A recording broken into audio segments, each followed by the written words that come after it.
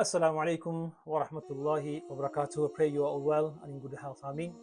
5 ways to improve academic results. Obviously, the GCSE exams are coming, will be starting over the next couple of weeks, and these are kind of 5 tips that I would request all students to adhere to.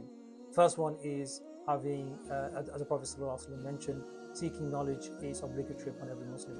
So when you are studying, understand your why and your purpose. Why are you learning certain topics, maths, science, English, etc., etc. It's really important that we understand why. That comes on to the second part, which is intention, niyyah. Set clear goals with sincere intention for the pleasure of Allah subhanahu wa ta'ala. So if you're learning English, maths, science, geography, history, whatever you're learning, even if you're studying at university level, have clear intentions that inshallah I want to benefit this knowledge to human beings, to other people, to the Muslim ummah, and so forth. So it's really important that we have the correct intention. Number 3, consistency, istiqamah.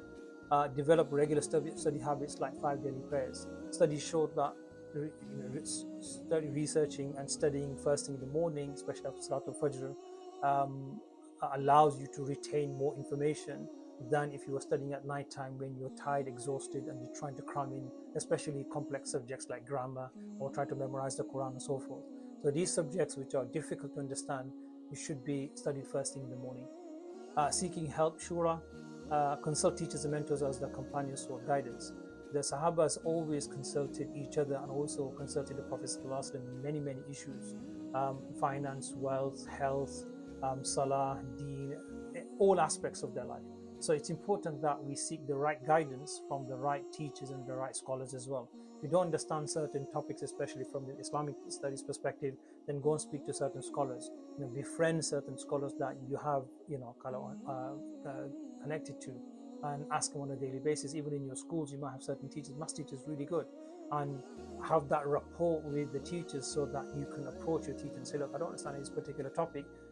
Is it possible I can come and see you on the break time or the lunchtime after school, just for 10 minutes? So that also shows your eagerness and your passion, and hopefully the teacher will respond to that and provide and give you that guidance and time as well.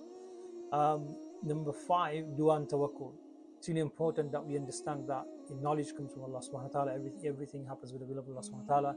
But dua can change destiny. Whatever is written for you, but dua can change your destiny. So we make dua to Allah subhanahu wa ta'ala that He guides us, we can absorb the right information, study the right subjects, study for the sake of Allah subhanahu wa ta'ala, and then leave the results to Allah subhanahu wa ta'ala. Have that tawakkul and faith that you've done your best, you've given not just 100%, but 150%, and therefore, inshallah, that results will benefit you in some way. And even if you don't pass through or get the right results that you wanted, you put all the effort in, you put all the timing, then there was another reason Allah subhanahu wa ta'ala has delayed that. So have faith in Allah subhanahu wa ta'ala that whatever happens, happens for a particular reason. And the last one is sabr and patience. Persevere through difficulties, knowing Allah subhanahu wa ta'ala tests those He loves. And we see that in the Quran as well. Allah subhanahu wa ta'ala mentions, La yukallifullahu nafsan illa wusaha. Allah doesn't test a person but what he can bear and what he can understand.